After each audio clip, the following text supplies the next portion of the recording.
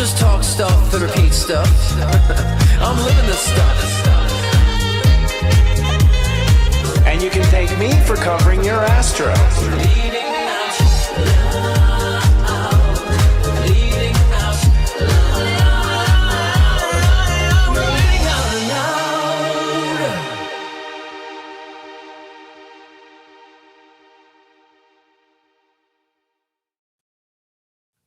Hello, welcome to Leading Out Loud, the spiritual shift show that woo-woos and wonderful. That's woo-woo and wonderful. I'm psychic astrologer Chris Sensei, Christopher Witecki. It's Mercury retrograde. And I'm Scott Cruz, psychic medium and mentor with scottcruzpm.com. So we have a lot of heightened energy this week, huh? Yes, I'm feeling everywhere. Yeah. I'm now 44. So I just turned 44 on Monday. So God, dude, this big is old Uranus versus 44. Uranus. This is the anus versus anus here. We're all over. Sisters. Yeah. Well, it's when Uranus opposes Uranus in your natal chart, it means that it starts at 42, actually, as far as the whole, like, when it counts. And what it is literally the part of you that says you got to grow up faces the part of you that says you got to grow up. So the part of you that says grow up says grow up to grow up. And it just pisses people off. I mean, ultimately what it does is just really makes you just over everything for a while. It's kind of like a male menopause that lasts for like nine months. Oh, great. Fantastic. Yeah, but it actually comes through. What it does is, here's the thing. I mean, I'll give you what I give a client. Ultimately, you have to route that energy of being upset into realizing that that's the actual energy that will actually change everything. The energy that's making you upset is the energy that will change everything. So you've got all the energy you have and you need. And it'll also, because it's so upset and it's impatient, it'll come up with solutions your mind normally wouldn't have seen. You're going to come up with brilliant. So what happens is, like, it's weird. It's like you're super frustrated, then you have a brilliant solution. Super frustrated, then another brilliant solution. Usually out of frustration. Sometimes out of the ego, because like the ego's like, because your ego's like, I'm never doing this. I'm never doing this. I'm never doing this. Come time Uranus versus Uranus, you're like, fuck it, I'm going to do it. And you do it, and you're like, oh, I was the one in my own way the whole time. So sometimes we're in our own way, and sometimes our ego is got a certain like position in life because we're like against our parents, or we're against our childhood, or against something in youth. And then when we're more middle-aged, which is what this is, this is your middle-age crisis, which you're going through. That's what we call this midlife crisis. This is midlife crisis. It's Uranus versus Uranus. Once you go through that, you have all these blocks up that don't really apply to yourself anymore. You don't realize you've blocked yourself into like a weird corner because it wasn't a thing back then. Now it is. So it's just it's kind of crampy, but you get through it. Lots of crampy. Yeah. So am I supposed to go crampy, all that stuff? Well, and, try to remember that, like, when you get upset, the solution is right there. Like, whatever you're upset about, the solution is right there. Uranus just wants you to do it. You know how it is with Aquarius. Aquarius know what has to be done. They just want you to do it. Yeah. So it's kind of like you're under your own energy. I do it. Yeah. I do it. I dive in. So, yeah. I mean, I definitely have a big to-do list that I've created. So I know this aggravation. I'm definitely diving in. It's not aggravation to me. It's like I won't say distracted. It's preoccupied. Do you know what I mean? So, my mind is very preoccupied with all these different things I'm doing, and so I have to like then spread the time out and energy out and balance it accordingly. So, yeah, sometimes I just get in my head at times like this when I have a massive, to-do list of things. I gotta accomplish this. So, yeah. I don't say it's only frustrating, I guess, if they're interlapping, right? So say if I have these things I'm doing and they start to conflict with each other, that's where it gets frustrating. But most times I'm just very preoccupied. Well, again, in the moment, and this is me looking back as an old man here, past my Caroline return. At the end of the day, a lot of times the frustration is the mind doesn't have the solution. What's up? You're emotionally upset, and we tend to think it's our mind. It's not our mind. We're emotionally upset, and emotional upsetness has like really only the solutions of a 2-year-old. Take yourself outside, go for a walk. Like put on tubbies. Like the tubby bears. Like, ultimately, little things that just soothe you, and you just soothe yourself out of it. You just massage yourself out of it.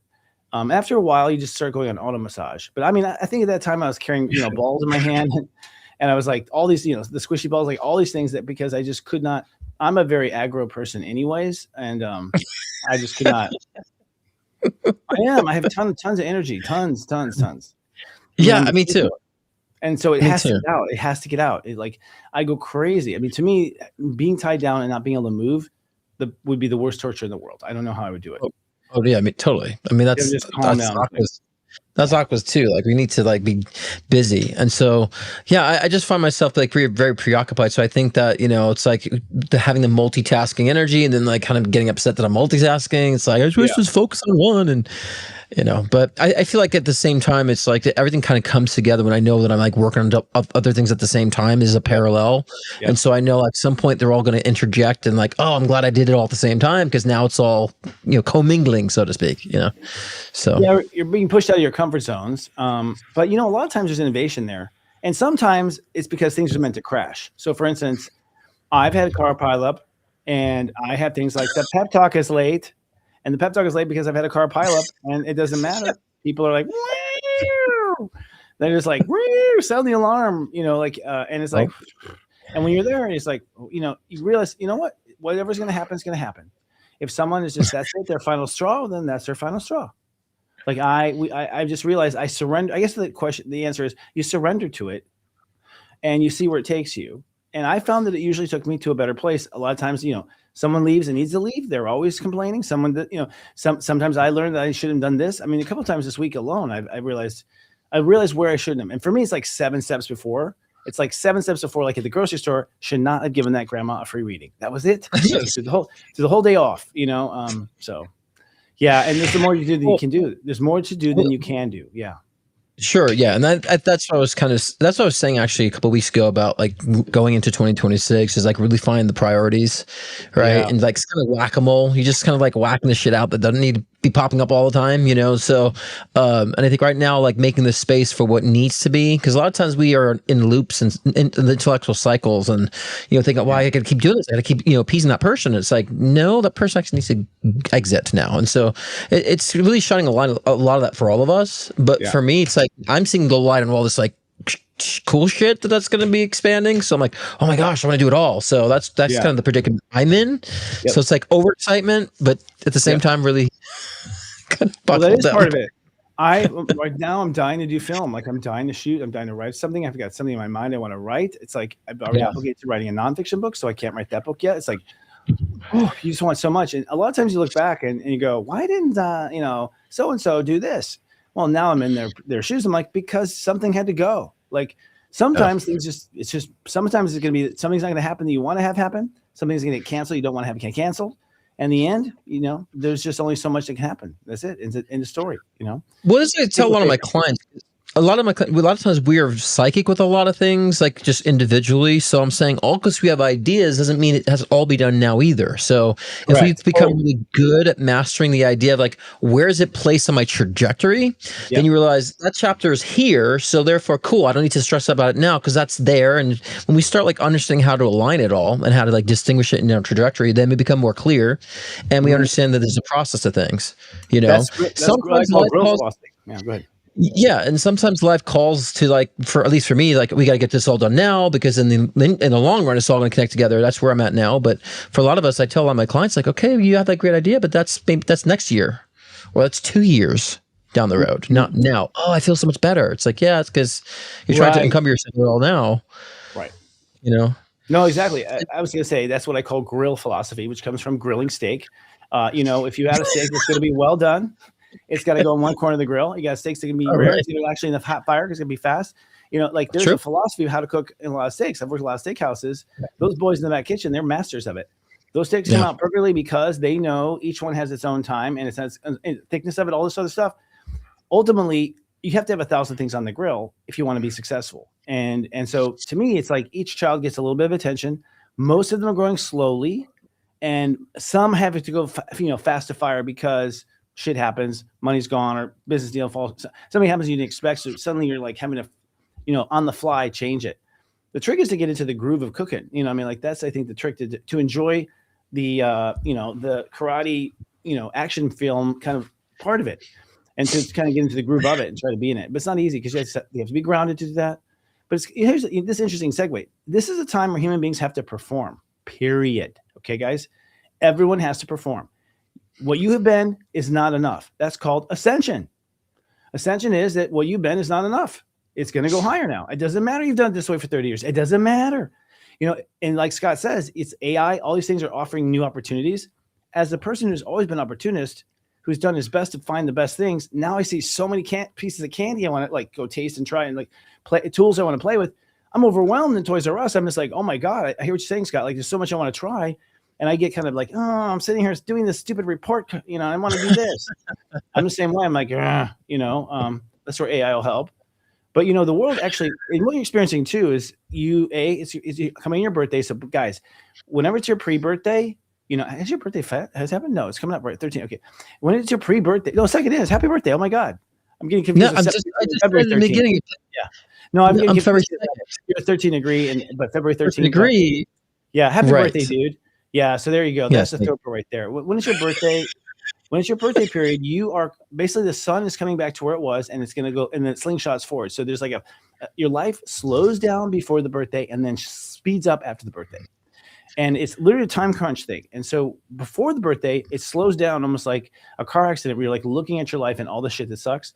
And so most people are unhappy right to their birthday because they're like, It's just a weird phenomenon. Then the birthday hits, and you're like, one day you're like, and then boom, you're shot out of a cannon because there's a renewal of, well, I'm with this year, I'm gonna, and then everything races and people manifest things faster to them in that time.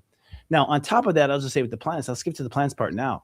Right now, we are actually going through a major ascension. This is it. It started with that full moon we had on your birthday, by the way. Happy birthday. It was on your full moon.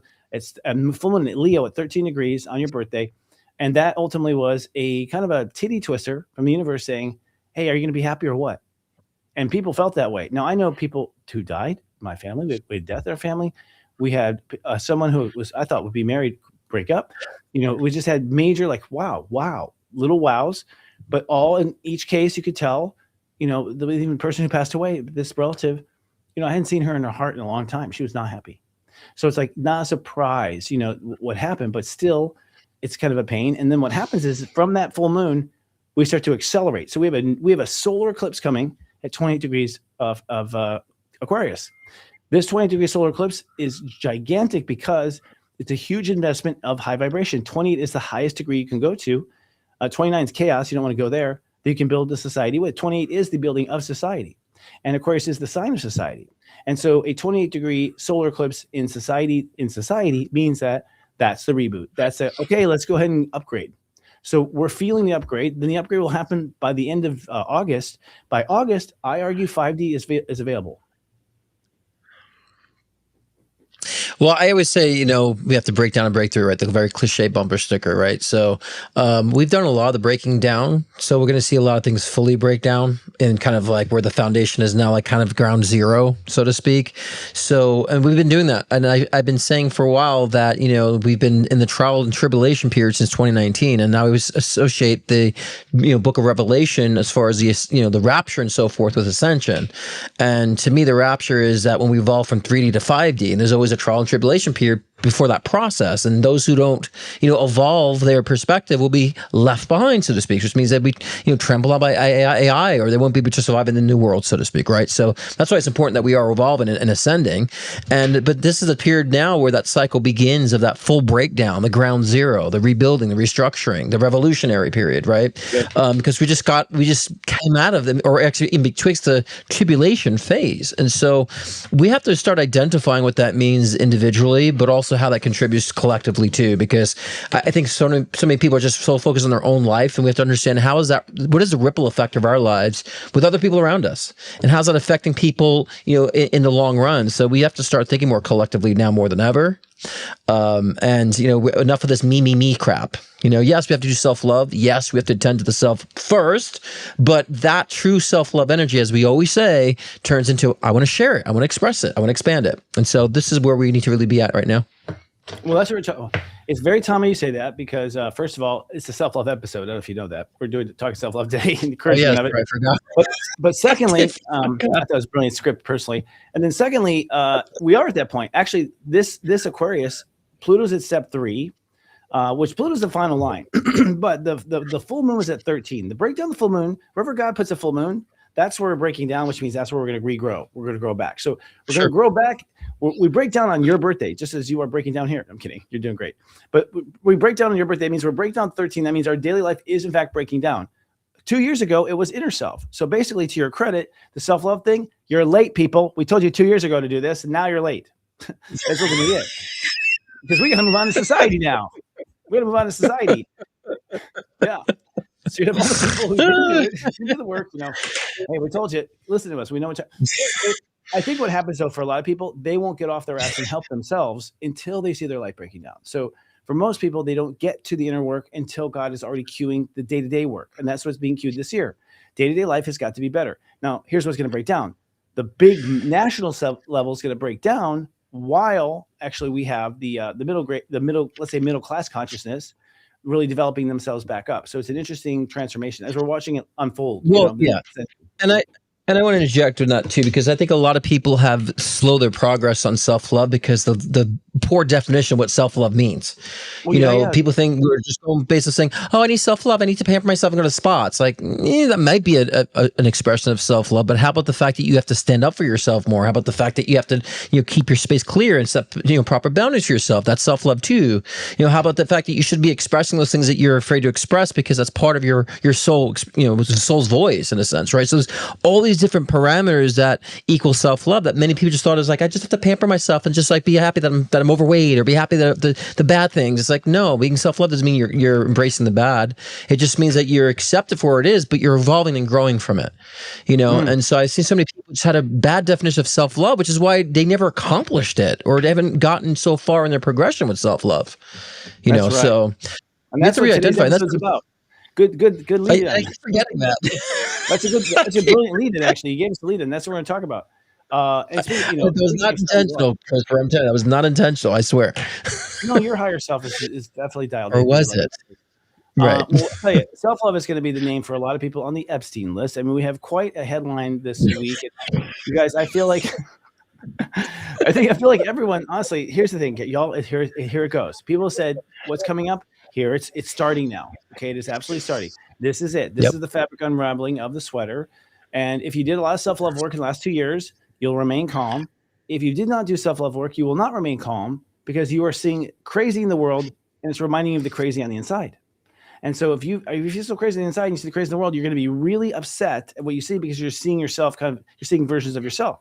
Either way, we're all going to flush the toilet and clean this thing up. And that's, I think, what we've come to do.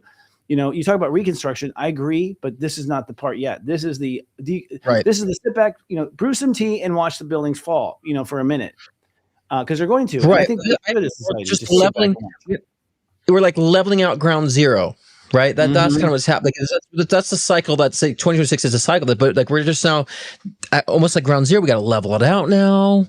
We got to smooth things out. We got to take some missing pieces out. Like that's if I had kind of putting an analogy to that phase that we're in now, that's the phase before we rebuild. Yeah, I agree. We're in discovery. We're still getting the X-rays. We're seeing how deep the cancer goes. We don't know. What did I tell you? What did I say in 2025? I said 2026 all going to be about innovation, discovery, and finding one's place and finding placement of things. Right. So that's like the general essence of 2026. So yes, discovery is key. And that's, speaking of discovery, we're discovering a lot with the Epstein files, aren't we? Yes. I mean, we'll start actually with XI, I guess. SpaceX has merged with XAI. I guess that's a corporate thing. It's a merger. This advance, I don't know if I'd like that personally. Like, wait a second, I'm invested in artificial intuition or artificial intelligence, and now I'm on a spaceship. Like, for the companies to merge like that, it's like a little, I see why they need each other. But anyways, this advance plans for sci-fi style data centers in space, betting an orbital infrastructure to power massive AI compute needs. Okay, that makes sense. That makes sense because it'll stay cooler, at least. I mean, that's the problem, is the coolness, right? Well, yeah, but that also doesn't put its strain on our resource because a lot of these data centers, are very loud. They cause a lot of like frequency contamination for people. A lot of people are complaining about like some of their data centers they built right in their neighborhoods. Some are getting headaches. Some can't see because it's noisy, right? And so, and I've seen a lot of these where they create data centers. They have these huge like pools that they create that look like Caribbean, oceans in a sense, and the pools kind of like cool down the system. So I'm like, you know what? It's good if they're able to do that in space, this way, and they'll probably find more resource somewhere. Because I predicted some part of the 2026, they would begin to harvest some sort of resource in other planets, maybe Mars, I don't know, and able to maybe utilize that for this. So that's kind of in alignment to what I was feeling for this year too. So that'd be a good thing if they start putting the data sensors in space. We should just be smart. I can't go too far on this, but Denver, Colorado. My brother Michael is an engineer, an electrical engineer, like of installs Yeah. and stuff. He's telling me a story about in Denver. They had this massive like repiping of all the sewage, right? So they were repiping the sewage and they put it into this big pipe. Well, it turns out like all the poop coming from all the people at the same time is very hot. It generates a tremendous amount of heat. So much heat that they can't like let this poop thing sit out anywhere. But long story short, they found a way to actually capture the heat off of it and turn it into something. So it's like, we need to start thinking that way. If we're going to put off a bunch of heat here, why don't we heat some steam over here, make some electricity or something? We need to start thinking in those types of terms. That's what I'm saying. It gives a new meaning to a hot pile of shit, doesn't it? It just gives a whole new meaning to that. I can't get over that thought too. My brother's like, just all the shit of Denver is making power. NASA begins countdowns for crewed lunar missions. Crewed lunar, that means some cruel people going to the moon. Oh, crude. Gotcha. Will be the first time humans will venture beyond low Earth orbit since Apollo 17 in 1972.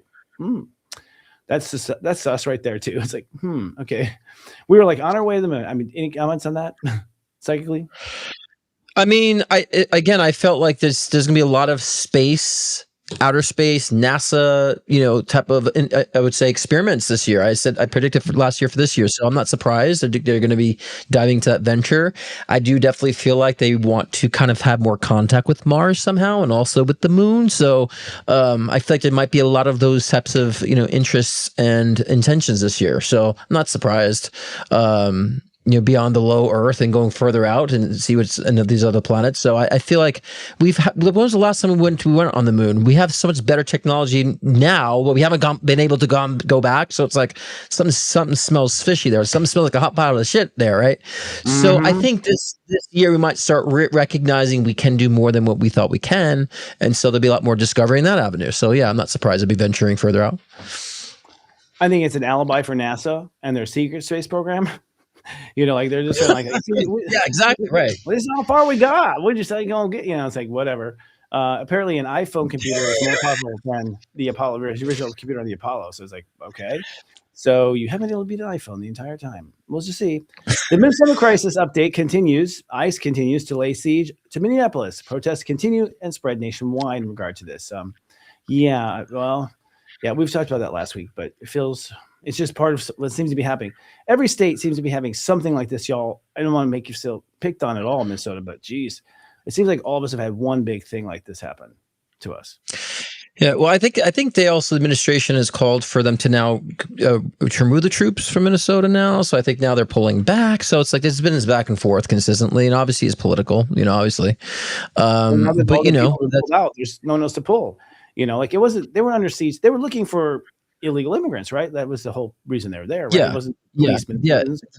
Initially, and then 2 American citizens end up dead. So how's that going? In that sense. So just the tactics were not really. I think a lot of people were not trained effectively. I think that because I know there was like anyone could have like signed up to be part of ICE, and they had like a 45 hour or 2-day training or something of that nature, and that's all they had. And so you have all these people coming from who knows where for who knows what, and not trained very well. So I think that's caused a lot of issue, and chaos, unfortunately. So, but I'm very proud of the people because, I don't know why all of a sudden like protesting has got such a bad name. I think it's become like a left-righty thing, but I think protesting is what's gotten to us, and standing up is what's gotten us to revolutionize a lot of rights that we have now. So whether you're left or right, it's good to protest whatever it is, and I think people standing up in Minneapolis, and I mean, hundreds of thousands, well, not hundreds of thousands, but thousands and thousands of people showed up in this freezing snow, freezing cold.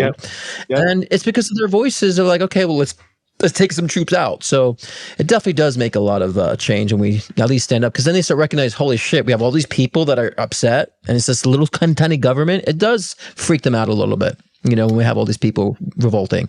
And my point is, again, this is happening everywhere in the United States. It's, it's like our entire nation needs to wake up.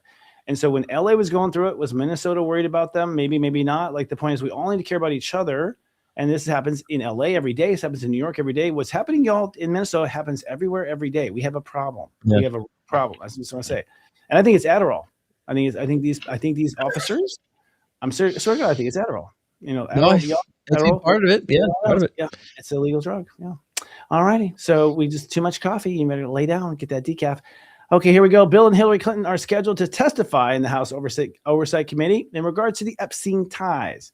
This revolves a month-long standoff between the committee issued subpoenas in 2025 demanding the Clintons' appearance. Department of Justice released over. Okay, so that was the end of that one. That's the one. So yeah, the Clintons. Well, the Clintons have been always very good at dodging court. Back when they were in president, like I did not have sexual relations. Like we all heard that quote, and then we heard him say, "I did." Like so, we know. We know. But it's interesting that goes back to that. I think we're going to see probably a root canal in this country all the way back to Ronald Reagan. Probably. That's true. So we'll see. But honestly, I have to say things have been kind of weird since Ronald Reagan. I mean, the country's been weird. The country's been weird. It's been weird this whole time I've been growing up. It's not even. We haven't had. I think since Nixon, such a disapproval rate of administration. So it's been since Nixon, I think. So, there's a lot of change, and a lot of people are. I see a lot more people unifying. I'm starting to see right wing podcasters and left wing podcasters now combining forces and podcasting together and just discussing their differences. I they call that journalism. That's called journalism, buddy. Yeah, when you have both sides, right. Right, and they're able to kind of meet and discuss this now. So there's been more of that, and I'm like, that's what we need to be doing. Just have these conversations, and so it's happening. And I feel like again, Trump, the disruptor, has created us to turn against government and now focus on each other. And we're still in that process. There's still a lot of fragmentation, but it's definitely going to catch up.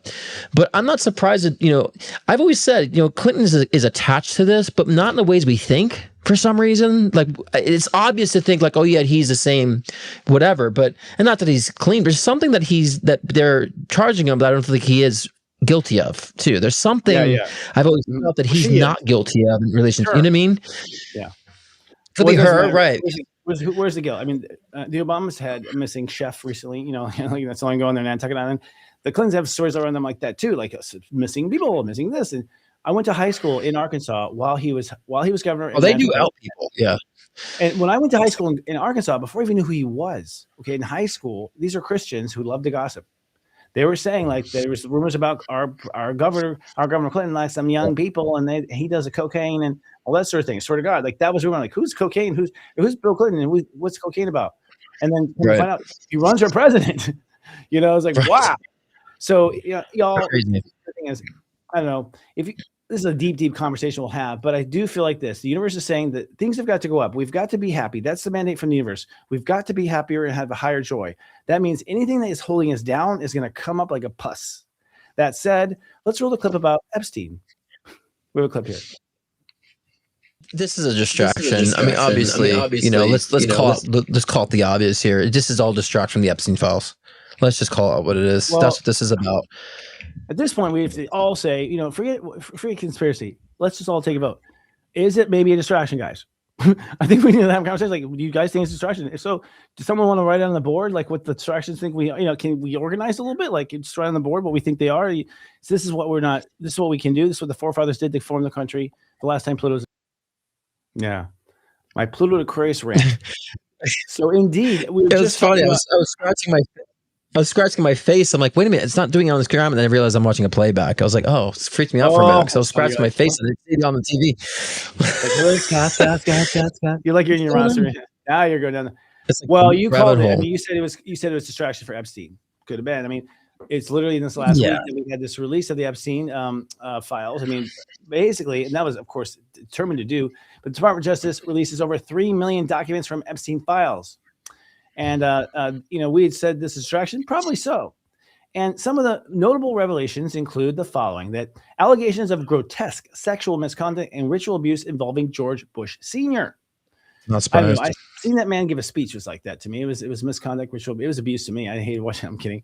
No, I'm not surprised. Honestly, I guess it's hard to joke about this because it's going to be heavy. In fact, we have to actually remember to laugh about this stuff. Not laugh about, but continue to laugh in life, not laugh at this, because we're going to see some heavy stuff about how some people have gone to crazy means in the idea of power in our lifetime. Yeah. And and so I do. Now, this is something I came privy to myself, these rumors about 4 years ago. So, and they shocked me at the time, but I think back to, the similar period happened in World War II. when we had, mechanized killing of Jewish people, mechanized killing, where industry turned Mhm. a factory Right. of killing. We took technology and killed faster. It's like, wow, to me, that was the most disgusting thing you could ever do. Well, apparently it's just as much disgusting stuff. And I don't know, with George Bush Sr., just a psychic read, never energetically liked the guy ever. Never liked him. No, Like me as either. a kid, ever. Something just felt wrong. Never wanted to meet the president. Didn't care. Thought he was a worm, a talking worm. And as I became psychic, I started seeing flashes of, I think, I'm just going to put out there, I have no evidence. It's just my psychic guy, but I think he was behind the Reagan shot, Reagan getting shot. I just kind of feel like the way I just felt like he was. Like, I can't, I have no evidence. It's just my imagination, silly psychic side. And also when Reagan came out from his surgery from that, I think something happened to him in surgery because he started to decline tremendously fast from that point. His memory's declining, and Nancy ran the show for the last 2 years. Like, his dementia game went on really fast.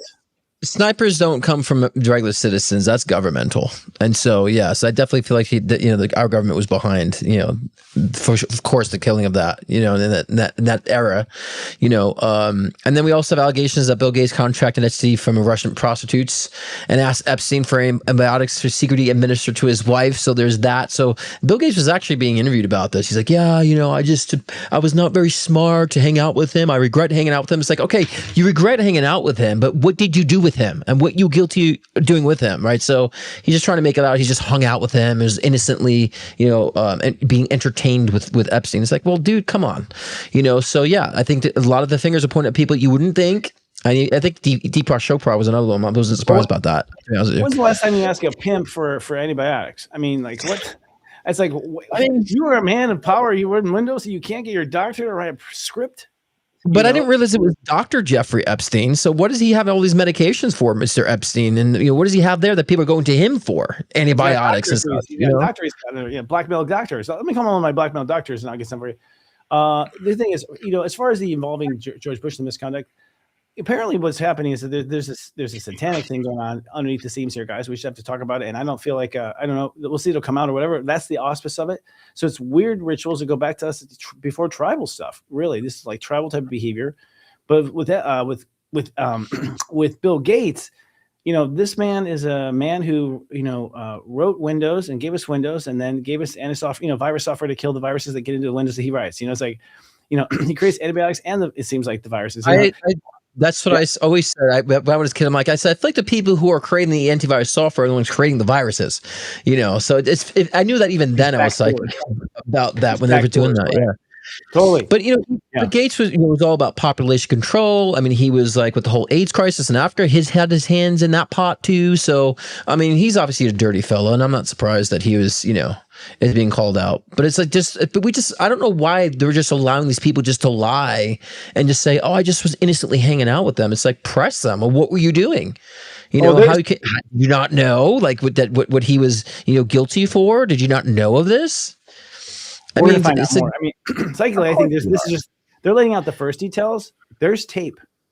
There's video. There's tape and video. There's evidence. So I would be very careful if I was if I were them saying anything, because I feel from understand just what I know from the Epstein stuff. They taped everything. There was cameras in every room all the time. And that's like that's kind of stupid too in a way, but and they also saw like there's parts of the Epstein estate that have like a prison. Where just like prison cells and stuff in the house too. So, I mean, they're finding a lot. But here's a wonderful, beautiful thing. Now this is in everybody's consciousness. I would say majority of people, if not all, want this truth to be revealed. So it's going to be revealed because just think of all the consciousnesses that are focusing on this, that are intending for this to come out to be true. That we're begging and demanding the truth on this. So it'll definitely come to manifestation for sure. That's a whole bunch of people and conscious of this energy trying to. So it's not going to go away. I mean, it'll take its time. They're going to drag it out this year. They're going to drag more and more out this year, with the Epstein files. We'll get glimpses and pieces. Nothing's going to be done. I don't really feel like anything's going to really be done until 2027. That's where I feel like there's going to be a lot of explosions. Well, the way our courts run, yes. We don't run. We're slow in this country with all that stuff. I mean, the truth of the matter is I think you're going to find, y'all, it is a conspiracy. It is. Okay, like to keep all this underground for so long and people of this caliber. Do you know how many people it takes just to get Bill Gates on a plane? Like how many people are in the loop? That's a conspiracy. Okay, that people working together to break the law. In this case, they knew better. He knew better. honestly, the whole time that Bill Gates was telling me how I should have a vaccine shot and I should take his medicine, I knew this has happened. And so for that whole time during COVID, I hated him. Because I knew I didn't feel he cared at all. I just felt it was all bullshit. So anyway, it's all good. Now here's a weird one. Epstein pitched Bill Gates on secret health tech data, brain neurological weapons, and pandemic simulations. Epstein pitched Bill Gates. So this is interesting. So Epstein was trying to sell Bill Gates on these things. Is that because he needed to trade it for some antibiotics? Like, what was going on there? Well, I mean, the question that poses to somebody is like, what is his ability to be able to assist in such things? Is it through connections? Is he doing nefarious things to victims and so forth that he knows about these parameters? So it begs a deeper question of like, how would Epstein have access to these sorts of things and knowledge? And but to me, I understand he familiarized with a lot of people, familiarized with people who are understanding these things, and he tested on victims. And and so that's what I believe, especially when you see these torture rooms that are in these photos of the files, and like the prison rooms, these kind of escape or these basement doors, trap doors and stuff. When you see how his estate was kind of built, you start wondering. And even this dentist room of like these, the chair and the stirrups and the chains and then whatever, like what are they doing to these patients, and why is it all there? And what are they doing? Are they surgery on people? Are they organ harvesting? I believe there's some organ harvesting going on, or that was going on then too. Yeah. Well, I think we'll find that to be true. But what you're seeing here, interestingly enough, as a sidetrack, is that this is the dark stuff we heard about with the Nazis. This is the same stuff that we all shook our hands at. And you know what we did? We imported all their most brilliant scientists and we started NASA. That's what we did. It's called Operation Paperclip. Yeah. Look it up. So y'all, we have just been letting things happen right under our nose, and we've been acting like nothing's wrong, and like, wait, no, everything's good. It's you, Republican. It's you, Democrat. It's like, no, it's not either of us citizens. It's something bigger. Epstein states that Robert Maxwell, which is Ghislaine's father, was passed away, quote, quote. That's the slang for found naked, dead in the Arctic Ocean, after attempting to blackmail Mossad. So he was trying to well, that's kind of stupid. I wouldn't try blackmailing Mossad either. That's common sense there. Why would you even play with fire like that? But a video of Mexican model says that they are eating people that has been released. I guess you're talking about the people in the compound, huh? That they were eating the people. Again, I think cannibalism is part of that ritual. Elon Musk messaged Epstein about getting invites to his party. So, I don't know. That one's probably true, but I think that I totally see that. I can even see him going to for the kids. Was it for the kids, or was it just like let me in? It was just like it was could be a socialite, to be a part of it, and I also feel like to be access to young women, girls. Maybe not like children, but like these like 18-year-olds, 17-year-olds. You know what I'm saying? And it just like I just see Elon like I want to be part of it. Like the FOMO, right? FOMO. I can see that. And that's the thing, guys. With all this, we have to, again, I just recommend we just take a step back and let's let people hang themselves. Let's not jump to any conclusions, because in some cases it may look like looks like a duck, but it's not a duck. In some cases it may look like a duck. It is a duck. Here's what gets me. Dalai Lama. But that's what I was saying with Bill Clinton. Like, yes, there's some shit there at Clinton, but there's something that it's not what people are thinking it is either. So I always kind of felt that with Clinton for some reason, because like obviously you'd be like, yeah, it's easy just to lump him in, right? But there's something I think that he'll be charged, he'll be vindicated on. But there's also other shit, I will say, But yeah, the Dalai Lama. I think he will go. I mean, we should we'll do a lottery next week. We'll talk about it. Yeah, we'll do like a contest of our guesses and who goes to prison, who doesn't. The Dalai Lama met with Epstein and is mentioned in the documents at least 169 times. Now, whoa, the fact that 69 is a lot. I'm just kidding, but honestly, appropriate, isn't it? That's shocking. Well, that's really shocking. I mean, that's just who knows, but. Was he? Here's the thing. I don't know. See how twisted I am about this? Because like he could have been on there because he was a spiritual person and he was like trying to bring some darkness into light, or he could have been, struggling himself with the darkness in the light, or there's a lot of like, doesn't look good though. You know what I mean? Like, and secondly, if you're afraid of the Chinese government, like don't hang out with bad guys on the planet. I don't know. It's kind of a risky move, anyways. It's not really Dalai Lama's job to clean up evil. I don't know. Most people with so much power, no matter how they package their power, are corrupt to me, is what I've been seeing. Because in order to get that influential and that powerful, there's got to be a lot of ego.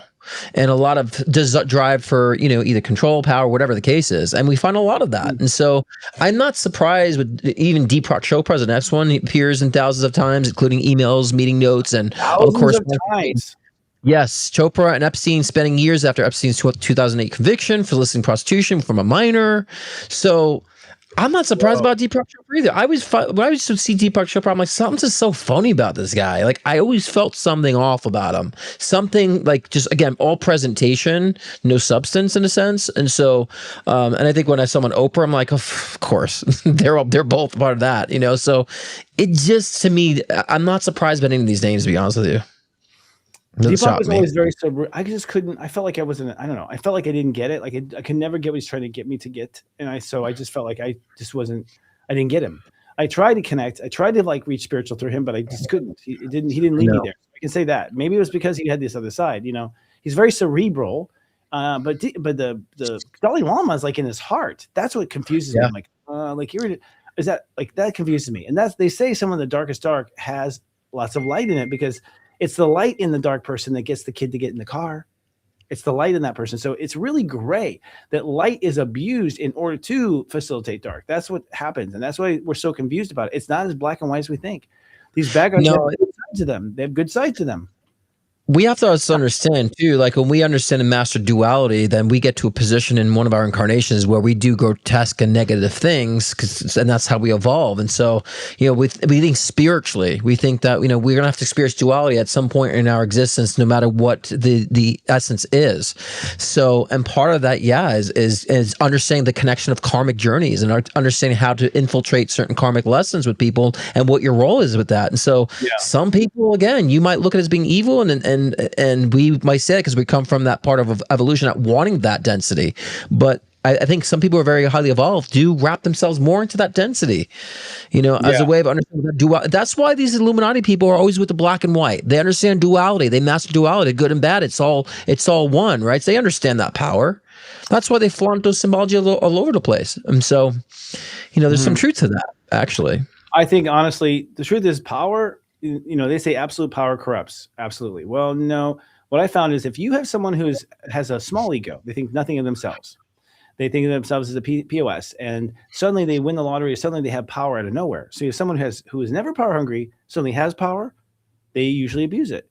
People who are new to power abuse it. Like power is very seductive. It's like it's a different kind of seduction. So I think a lot of people who are new at power, like I don't even know, but Bill Gates was born into it. His father is very dark also and had lots of money. So who knows where that started? But when you have a weak person who's not really experienced and savvy, who's not climbed up by their own, by their own talent to be in a place, and they're suddenly put into a place of power, 9 out of 10 times, maybe 8 out of 10 times, they abuse it because they don't have the strength to stay true to an inner conviction. Well, I also feel too they've had power in a past incarnation. They're just repeating it and continuing it on. I don't feel like Epstein is new to power. I feel like he comes from, previous, other political environments of power in his past incarnations, right? And so I definitely feel like he repeated more of that. And so a lot of these people have these, I would say, bloodlines of both physical power, but also the soul power in that sense too. That doesn't mean we're less than or inferior. They're just learning it in a different way. And I also started to say too, Christopher, I think there is some truth to some of these people being reptilian. I just kind of scoff at that a little bit. I'm like, I believe in extraterrestrials, but I do think there's some that incarnate to experience these like this density and this weird intensity of density. So I do think there's some extraterrestrials who have those dark intentions that are incarnated into this planet as well. I think it's all extraterrestrial. I used to question that, but now I'm starting to really kind of believe that because you have to ask yourself what is in the body? What is habitating a body? It could be a soul or something else. It could be no soul. If it's a body that's kind of just going by brain functionality where they feel soulless and lack empathy, or they could be actually incarnation from another planet from all we know, right? And I think the more we get into AI, that'd be accessibility to, extraterrestrials to incarnate in different levels of consciousness, to incarnate into robots and so forth too in the future. So we have to ask ourselves, if we do believe in soul inhabiting a body, is it always a soul in there? Is it something else, another aspect of consciousness that's actually happening? And that's what these people are who have no empathy, that can harm a child. I don't think that a soul from our nature can do that. Well, you're opening up a huge box of conversation there. I agree with you. First of all, no one on Earth is from Earth. We're all from different planets. We all incarnated from different planets, all of us. I believe that we all incarnated, before, once they, upgraded the orangutan or whatever it was to the higher human function, Serious, Pleiades, Arcturians, they all come in, they incarnate into the human body. That's like part of the carnival of being, I think, of the company of heaven. I think that's what I'm looking for. The company of heaven. The company of heaven is that you can go into these different worlds and you can experience yourself as a soul in these different ways. Is what I feel. As for something that some dark version that does, what I've heard is this: if you refuse the light at death, you can actually hop back in and steal a body. But if you refuse the light, you don't cleanse between lifetimes. And so because you don't cleanse, you start accumulating and losing your light. Your wattage goes down, down, down. This makes you more vampiristic. This makes you wanting to get more.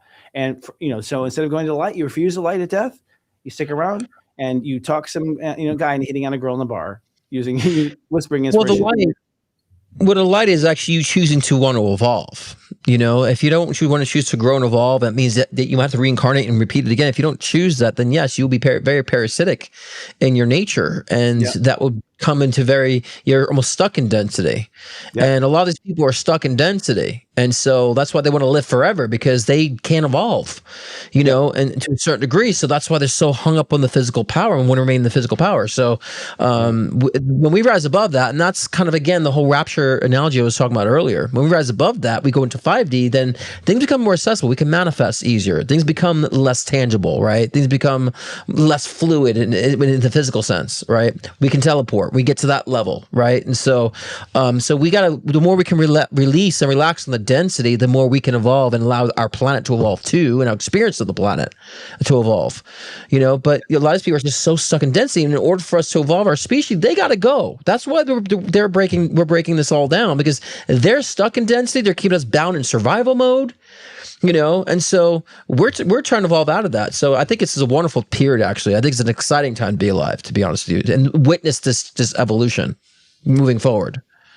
I'll tell you, we can't go into this now. We'll talk about it sometime in the future. But the story goes that Atlantis was a pure society, of pure good, knew no evil, knew nothing.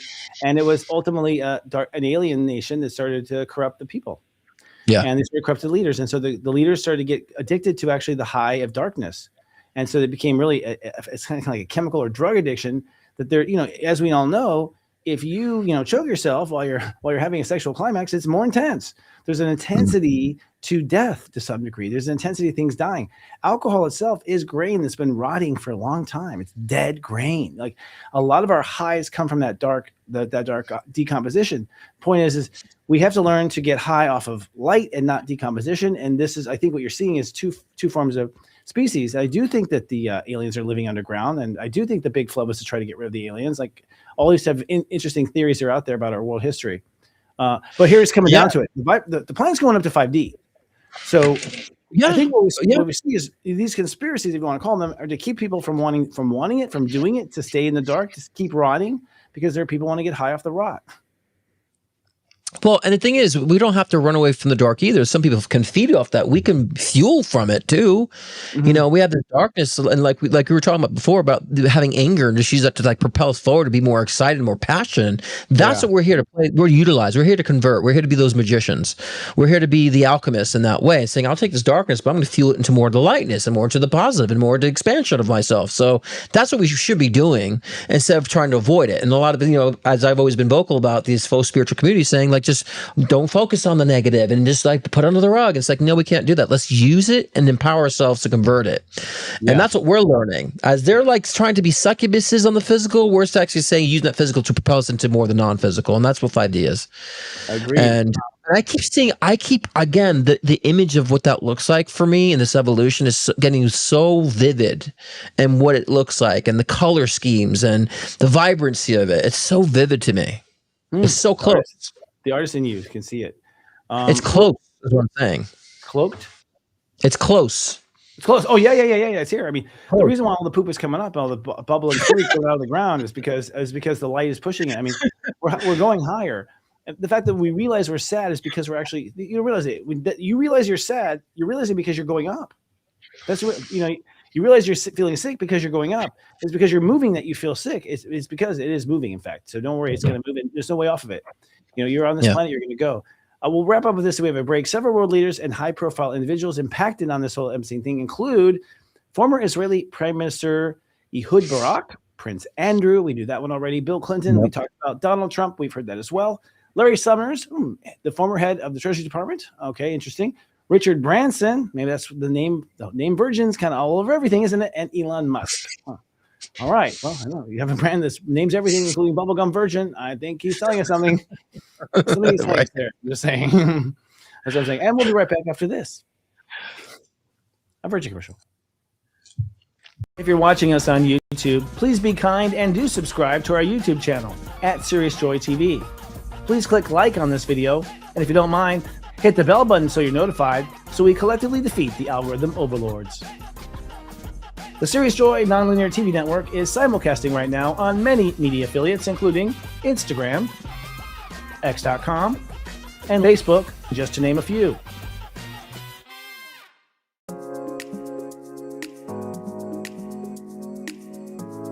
Aloha! I'm Mary, and I'm inviting you to experience the mystical world of the tarot with me.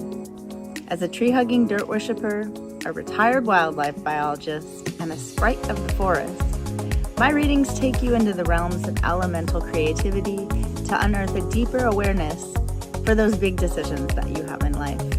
The first 50 viewers to email me with the coupon code below and book a reading will receive 50% off that reading. I can't wait to see what the cards have in store for you. Mahalo nui loa.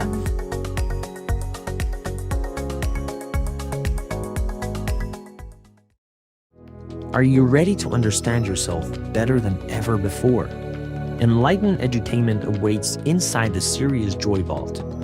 Subscribers receive in-depth insight into the planetary energies with daily texts, pep talks, and more, personalized to your unique blueprint. Subscribe now for only $3.99 your first month at SeriousJoy.com.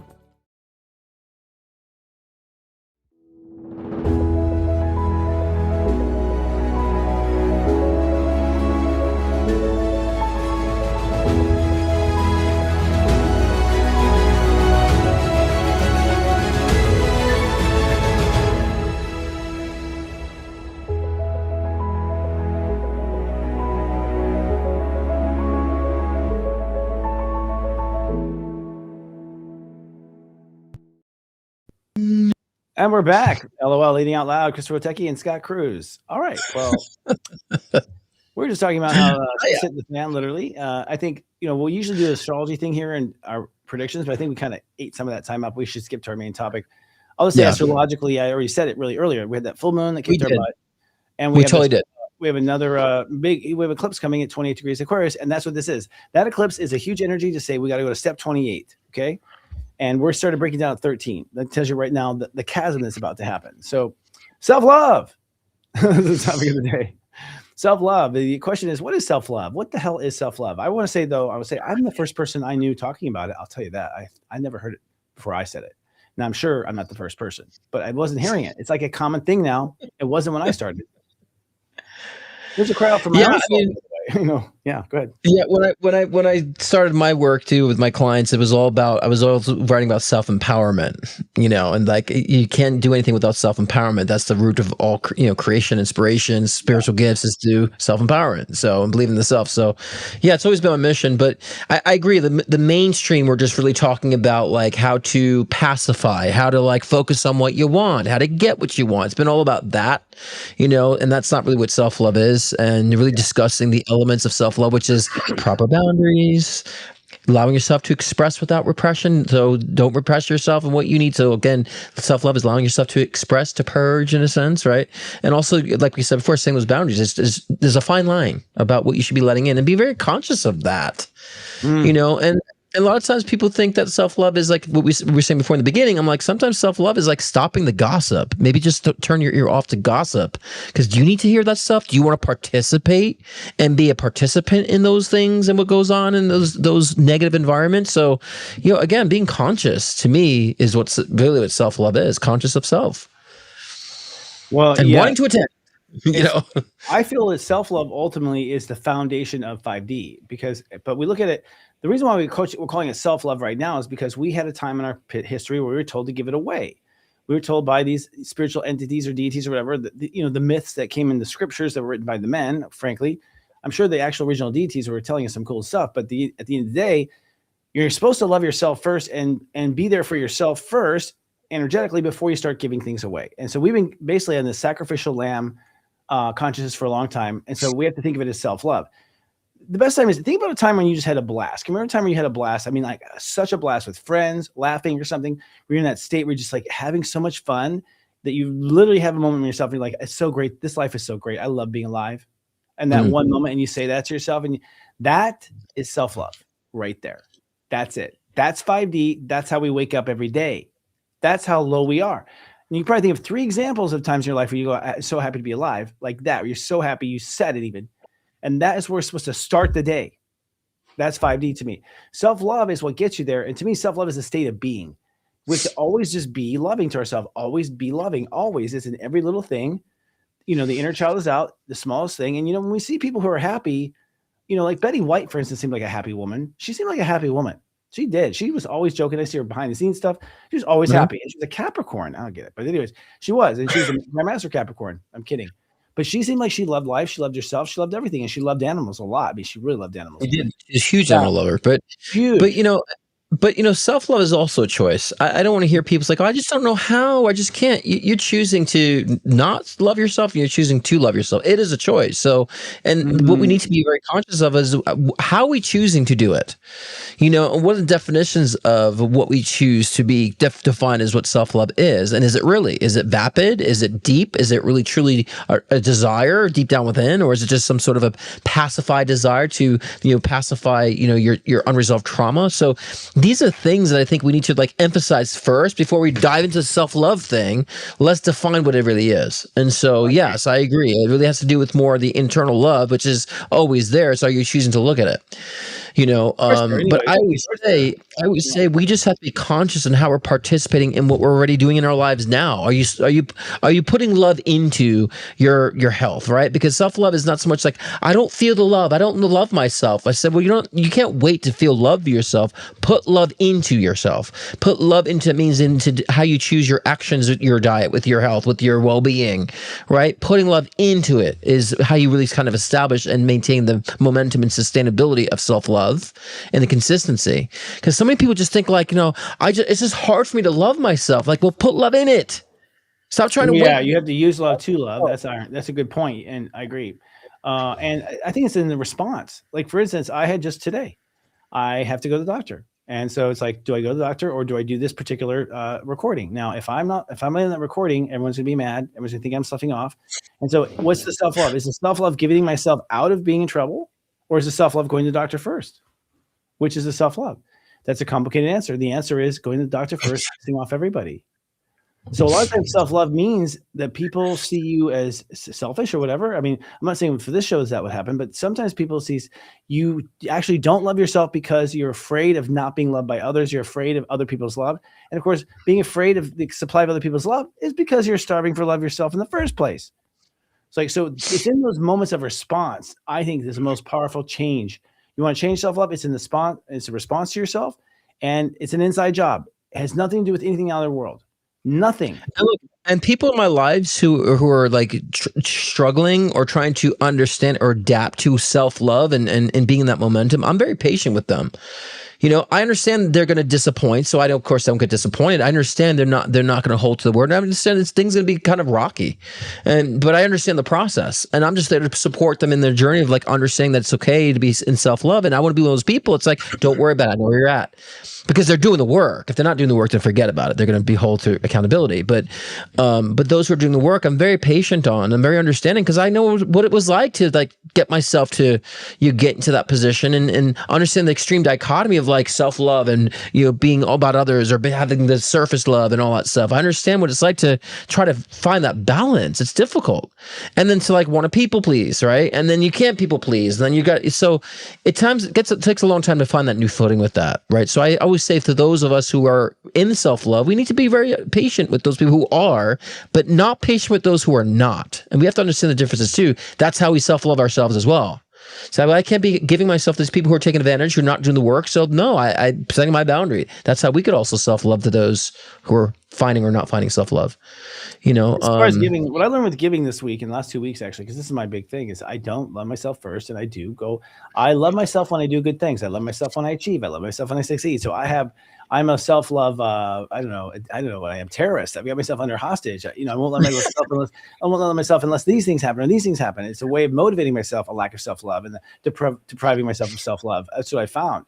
And what I realized is that ultimately all of your power comes from self-love. And if you love yourself first, you will know how much energy you have, and you'll want to give it to a person.